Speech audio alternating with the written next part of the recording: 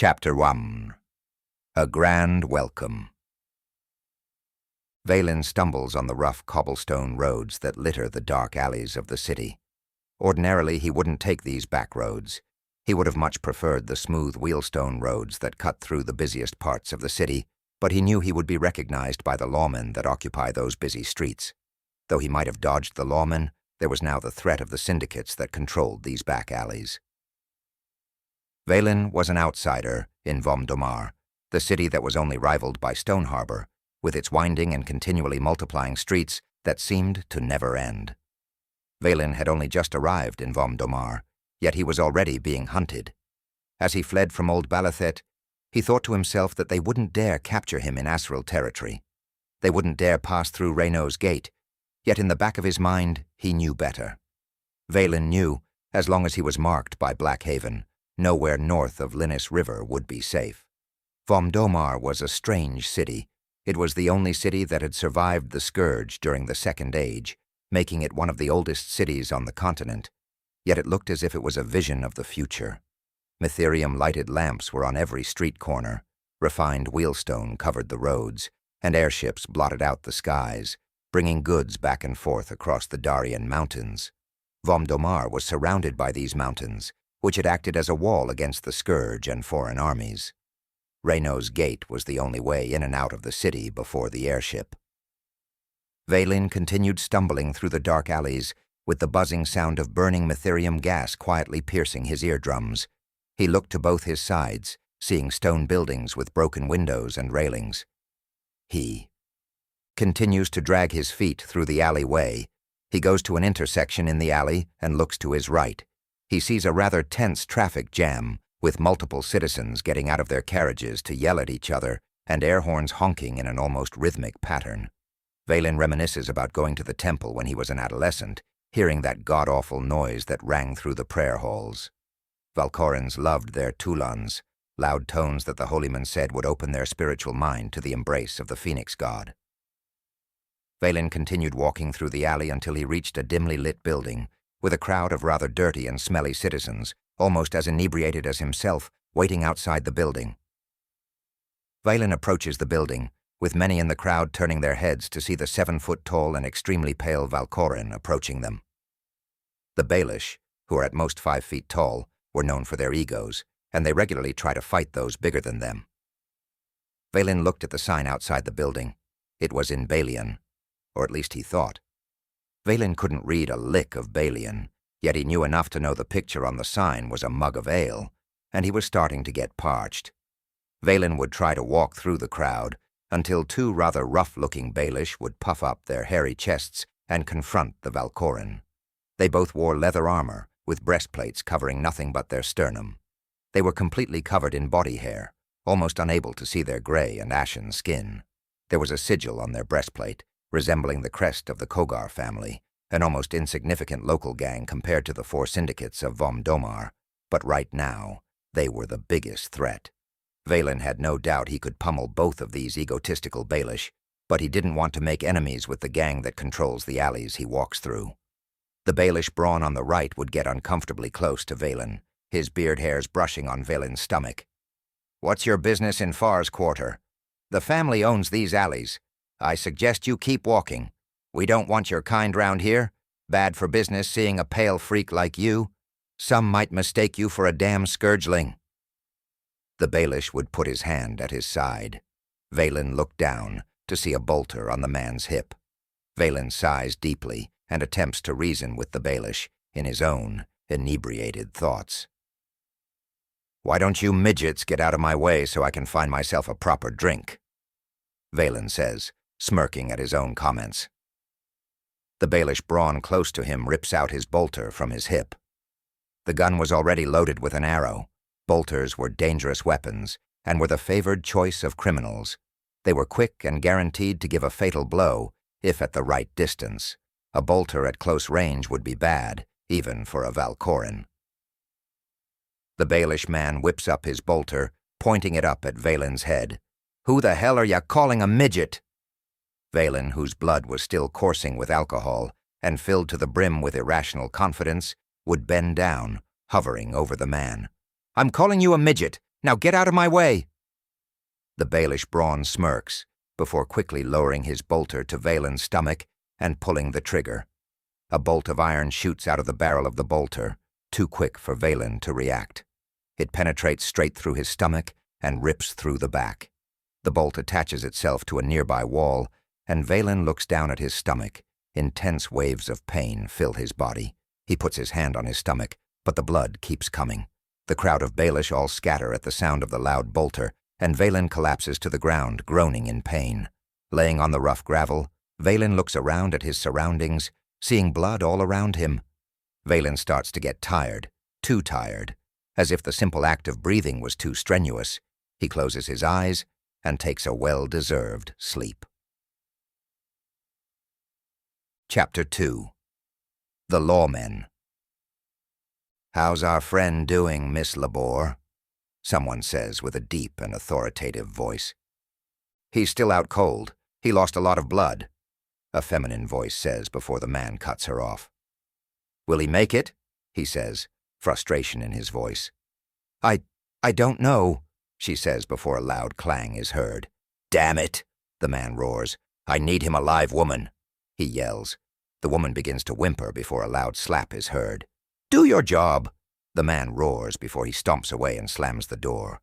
Valen opens his eyes slightly, looking to his left and seeing a teary-eyed woman getting up from the floor, holding the side of her face, a red mark visible on her cheek. She doesn't notice Valen's eyes. She gets up, composes herself, and leaves the room, closing the door gently behind her. Valen looks around at the room.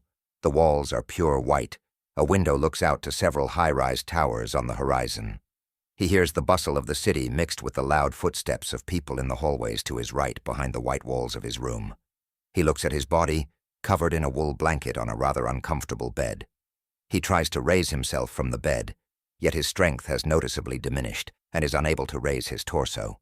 He feels a dull pain coming from his abdomen.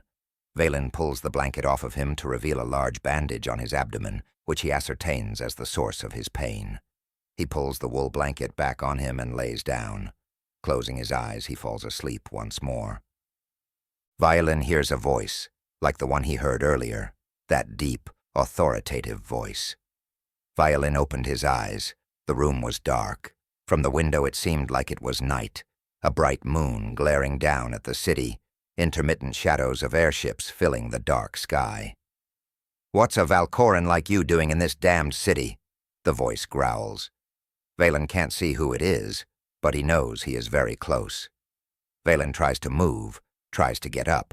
He didn't like nosy people, and he didn't like that this one was so keen on his whereabouts. Valen tries to move his arms, but something stopped them from moving, metal clanks on the sidebar of the bed. Valen was all too familiar with the feeling of a handcuff, and he knew he was cuffed to the sides of the bed. "You don't know me, but I know you, Mr. Marraket." Valen tries to break the cuffs, trying to get out of that room and away from that man. How does he know who I am? Valen thought to himself, struggling to break the cuff. "Mr. Marraket, you are being hunted. But for what?" the voice says inquisitively. He spoke with curiosity in his tone, too curious. "Lindar City Authority, 8th of Varn, 115 of 7th, Valen Marraket, arrested in Faldrinia Province for thievery. 23rd of Lan, 116 of 7th, Valen Marraket, arrested in Fardaran Province for assault and thievery. 21st of Leckham, 116 of 7th, Valen Marraket, arrested in Fardaran Province for thievery and vandalism. Shall I go on, Mr. Marraket?" The voice in the shadows say. Valen could imagine the voice's smug look. "How did you get that?" Valen says, anxiety in his voice. "I think you know who gave this to me, and they are very keen on getting you back home." Valen mutters, "Blackhaven," under his breath. "Now," the deep voice says, "there is one record of interest to me. The case of the voice pauses for a moment. Valen hears footsteps quickly going to the door, in the faint. Moonlight protruding through the window slits, he sees a figure, rather large for a Baelish, yet the large beard and ashen skin was unmistakable. He wore what looked to be a large coat, and had a rather obvious bulge on his side in the shape of a holster. The man looked out the window of the door, as if he was paranoid of someone coming. Clat, clat, clat, heavy boots echo through the outside hall. The man quickly ducks down under the door window, and another man peers through, looking straight at Vaylin. The man through the window had to lower himself to see through the Baelish-sized window. He didn't have the standard pale skin of a Valkoran. He was tan, with dark hair. The man was skinny, almost frail, yet he carried with himself a sense of intimidation. As Vaylin made eye contact with the man through the window, the man smiled, showed yellowed and rotten teeth, mismatched with several shiny metal teeth that didn't fit with the rest of the teeth. The man would smirk at Vaylin for a couple seconds, before leaving and walking away, the same way he came, clat, clat, clat. When the heavy footsteps could no longer be heard, the Baelish man rose up from under the window. Now his face was fully visible. He had large, red, almost fiery mutton chops that went down to his collarbone. He had a mustache that dipped into his mouth. His eyes are almost as red as his hair, a standard look for some Baelish, especially those of Asrili descent. "We need to leave," said the man. "There will be more coming." Vaylin didn't know who this man was, and he didn't exactly know who the man at the window was. Vaylin's guess was that the man at the window was a Blackhaven bounty hunter, but this Baelish, he didn't have a clue. The man quickly came to his bedside and unlocked the handcuff, before helping Vaylin out of bed. Vaylin groaned in pain, the wound on his abdomen still painful. He led Vaylin to the hallway. It was dark. It seemed as though all the lights in the building had gone out. "You are in the hospital for a bolt wound, have been for some time. But it's time to go," the man says. Vaylin stumbles and drags his feet as he leans on the man. They walk to the staircase and slowly make their descent. Vaylin looks at the man as they go down the stairs. "So who are you exactly?" Vaylin says. The man looks at Vaylin with a stern grimace. "I am Lars Bondigan, constable of the Vom Domar Law Department." "A lawman, then?" Vaylin says. "Aye, but I am here of my own volition." Vaylin looks at his questionably. "On your own volition? As in you are here, breaking me out of a hospital, helping me run away from what I can only assume to be bounty hunters, on your own volition, just because you're bored?" Constable Bondigan smirks under his thick, fiery beard. "There is a reason. We will discuss it more in the carriage." Vaylin and Bondigan finally make it down to the ground floor. They open the door to the lobby, where the lights still buzzed brightly. One of the nurses at the front desk looks at the two. "Where are you going with him?" Bondigan gives a courteous smile. "Just taking him for a walk. We will be right back," Bondigan says as they both continue walking towards the front door. "You can't do that," the nurse states. "I'm calling security." Just before the nurse could pick up the telephone at her desk, Bondigan rushes up behind her and slams her head on the desk. She screams and moans in pain as blood fills her face. Bondigan picks her up by the throat, throwing her on the desk. Vaylin looks on in shock as Bondigan unhoslers his bolter and points it to her head. The nurse begs for mercy. Vaylin yells to Bondigan, "Wait! Don't kill her! Let's just leave!" But to no avail, as Bondigan pulls the trigger and a metal bolt pierces through her temple and pokes out through the bottom of the desk. Vaylin looks at the brutalized dead nurse before Bondigan grabs Vaylin by the elbow and rushes out the front door. Chapter 3. Reckless Justice. The two men make their way outside.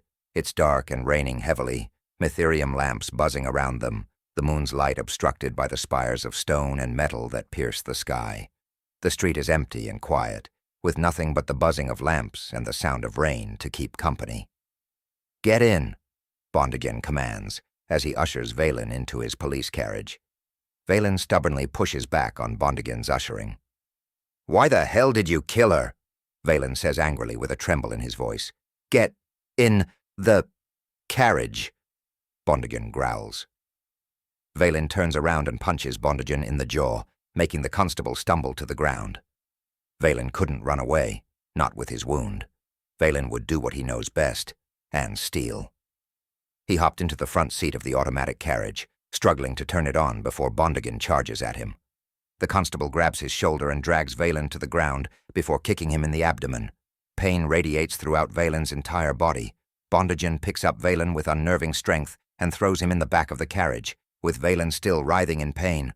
The constable gets in the front seat, turns on the carriage, and they drive off, rain repeatedly tapping on the roof. Valen, laying in the back of the carriage, begins to black out from the pain. He tries with all his might to keep his eyes open, but he begins to fall unconscious. Valen suddenly awakes to the bumping of the road, the sun burning his face. Valen's mind raced with thoughts. He didn't know where he was. He rose from the carriage bench and looked out the window. He was in a rough part of the city, several bonfires burning on the sidewalks, and run-down buildings on either side of the streets. Suddenly the carriage stops moving. Valen looks out and sees they've stopped at an abandoned warehouse, with broken windows and decaying stone. A rough-looking Baelish man walks up to the carriage, and Bondigan gives him a nod. The constable gets out of the vehicle and opens the back door, pulling out Valen from the carriage. As Valen looks around, he sees a group of Baelish men, all with the same crest on their chest, a brown bear. "Where am I?" Valen asks Bondigan. The constable looks at Valen with a smirk and says nothing. Several Baelish men come and grab Valen and drag him to the warehouse. They both stank of booze and sweat. Valen is dragged into a large room inside the warehouse. Glass litters the ground and cuts up Valen's bare feet. The men place him on a lone chair in the middle of the large room, air breezing through the broken windows. All Valen can hear is drops of residual rain tapping on the ground. All the Baelish men leave besides Bondigan, who stays at his side. "Where the hell are we, Bondigan?" Valen yells. Bondigan says nothing. Another Baelish walks through the door to the room. He wears a fur coat and sports a neatly trimmed beard. He has silk clothing and shoes of royalty. His hands are filled with golden jewelry. His hair is gray, his skin a deep charcoal. His eyes glow emerald green. He walks up to the two men, still keeping his distance. "This him?" the man says. "This be him," Bondigan replies. The man smirks, before throwing a filled bag to Bondigan. "Here's your take, now scat."